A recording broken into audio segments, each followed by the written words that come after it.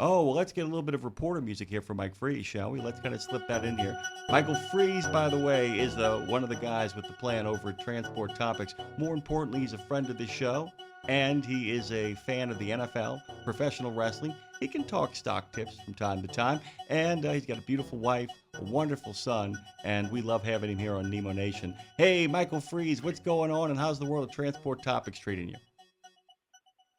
I'm doing fine, Jimmy. The world of transport topics, a lot happening. Definitely when it comes to these emission regulations, but we keep on moving in the trucking world, so Ah, doing okay. yeah.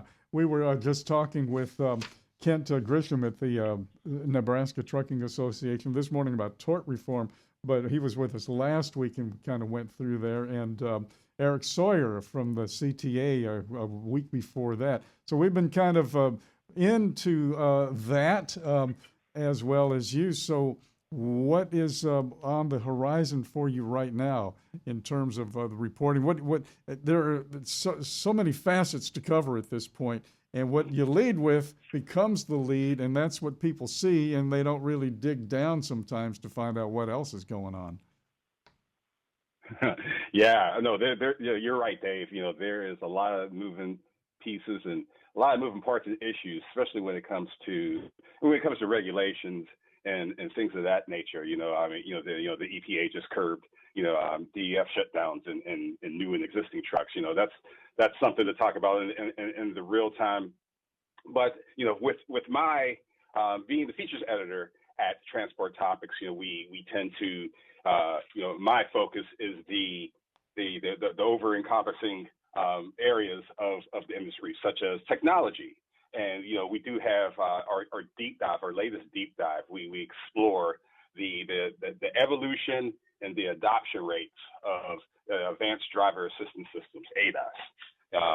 That technology that has been for some time, especially in commercial vehicles, it was that value added bonus, such as just safety warnings, such as pedestrian detection or collision warning, things like that. And nowadays, those things are pretty standard when it comes to commercial cars and even passenger cars. So what we wanted to do for this deep dive is just kind of explore these two things. One, our first story with our writer, Stephen Bennett.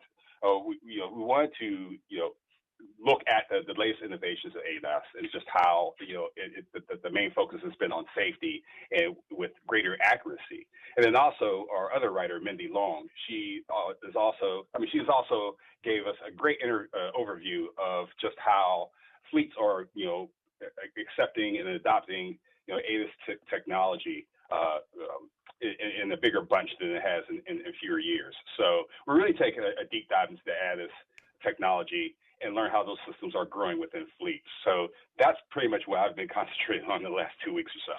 Yeah, and by the way, that's such a great kind of thing to bring up here because we spent the morning actually before we actually welcomed our first guest talking about those systems, and then we talked to Eric Teo about that as well. Mm-hmm. I wanted to kind of talk about future investigations, kind of talk about what those stories kind of discovered, what some of the conclusions there were. But I'm also interested in where you think you should go next, because one of the great things about those deep dives you take is that in the best of situations, they actually open up more questions for you guys. So talk a little bit about some of the overall 30,000 foot conclusion. Okay, it's weird to say a 30,000 foot deep dive, but you take a deep dive and then you step back and see what the overall picture of the deep dive was.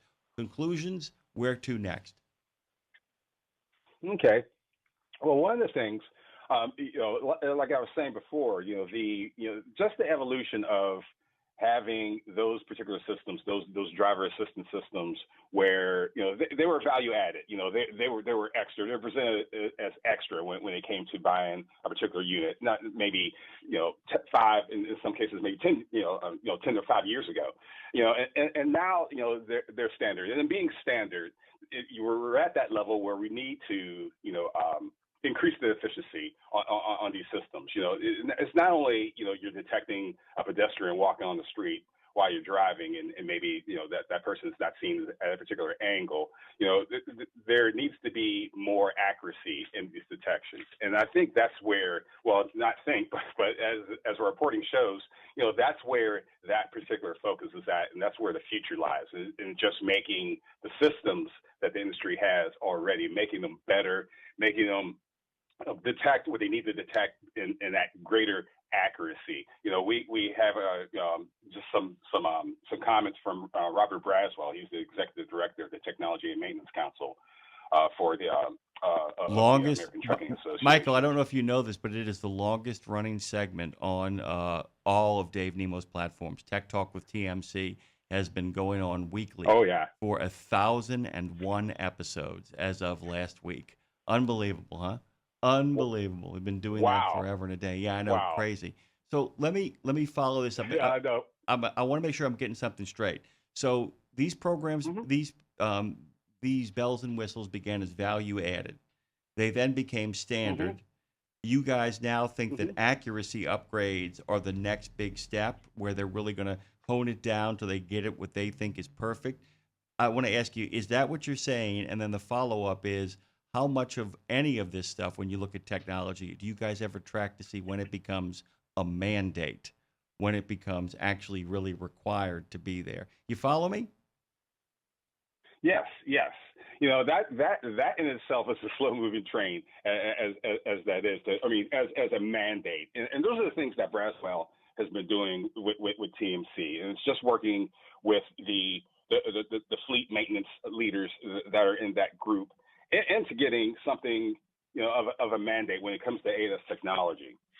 And, just from talking to Braswell, he had said that, things are coming along, and in the applications and the adoption rates, they're really taking off. He didn't really have the numbers.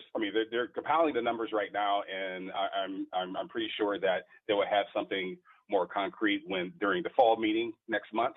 But Braswell was very confident in showing that the adoption rates are making a positive turn for these fleets to take into this technology. And to answer your other question, just sort of where this is all morphing into, it's all in the sense of continuous improvement, especially when you're talking to the fleets. For instance, Boyle Transportation, they have incorporated collision mitigation systems in about 12 different technologies when it comes to ADAS, and since then, their preventable claims frequencies is at an all-time low. And you can't have a fleet where you're not going to have an accident, or you want to have zero amount of accidents, and just kind of reaching that. You try to strive for perfect, but it's you definitely want to have your accident rates at a very low level. So just kind of shooting for excellence and not perfection. That seems to be the course that fleets and the suppliers are taking. One of the things too, and I'm going to circle back to the human element, and we talked with Eric Teo from the Insurance Institute for Highway Safety about this earlier too. When the first camera came out, it was forward-facing, and guys still didn't like it because it's a camera and blah, blah, blah, and it's a privacy issue. And then the inward-facing cameras really kind of blew the lid off of things on the personal level. Some of that has tamped down now because the benefits outweigh the non-benefits, so if I'm wrong, I'm wrong. But if I'm right, I'm right, and I can prove I'm right. So I better be right. But if I'm wrong, I'm in trouble. And early on, it seems to me, and I may be wrong, and correct me, it seems to me that when you did something and they called you in, well, here's what you did on October 17th at 2:30 on Highway 65. It was nice working with you. Pack your bag and get out. So there was that. And then the original idea was to use those films or that video to train drivers, to help drivers. Have we kind of crossed over the Rubicon on that to where folks just aren't getting fired anymore like they were when this stuff first came out? Dave, I'm glad you brought up that point and that dynamic because that is the thing. I think that's the age-old thing when it comes to technology. Yeah. For Yeah. the veterans that are in this space, and it's just, this is just another device to catch me when I'm to bust me for something. This is something to watch me, and I'm not going to sit here and say, that's not happening anymore. But there's definitely cases where that might be the situation. But Dave, this technology and the fleets that we've talked to, it really comes into play when you're talking about crashes, when you're talking about the fear of nuclear verdicts, because that seems to be the selling point, especially with these providers to fleets, because there's that particular situation where there's a driver who gets to a wreck, and for some nefarious reason, the other car or vehicle is saying something that's not truthful, and you have that video evidence. You have that data, stating that the driver was in the right. The driver did not cause harm or fault at all. And in those particular situations, when fleets are presented with that scenario and adopting and prospects of adopting that particular technology, I think that's the particular selling point that that fleets are really gravitating toward. I think that's what gets the most driver feedback. Steve Kelper, who was quoted in our deep dive, he said that the best safety technologies for a given fleet depend on their operations and locations and driver capabilities and crash experiences. And as for fleets, they must not. They must avoid that, the shiny object. It's just sort of like that the lights and bells and whistles that referred to earlier. It's just the one size fits all too. Really getting into. Yep, exactly. It's just getting to that root of the problem, that root cause of the problem.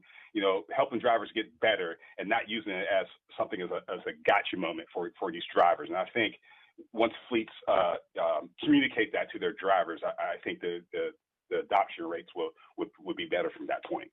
Michael Freeze has joined us this morning. Michael, we absolutely are completely out of time. The next time you come and join us, we'll actually have a little bit more of a take on the Pittsburgh Steelers and get a sense of what's going on with them. We will talk again and have a better sense of not just the data behind the stuff we're talking about, but the data behind Aaron Rodgers as well. Guys, go to ttnews.com. You can find out all about what our good friend Michael Freeze does. Thank you so much, sir. It is great to hear from you. Please tell everybody we said hello. No problem, Dave. Jimmy, thank you very much for your time. Thank you so much. And check out the story from Mindy Long. Trucking fleets adopt ADAS to improve highway safety at ttnews.com.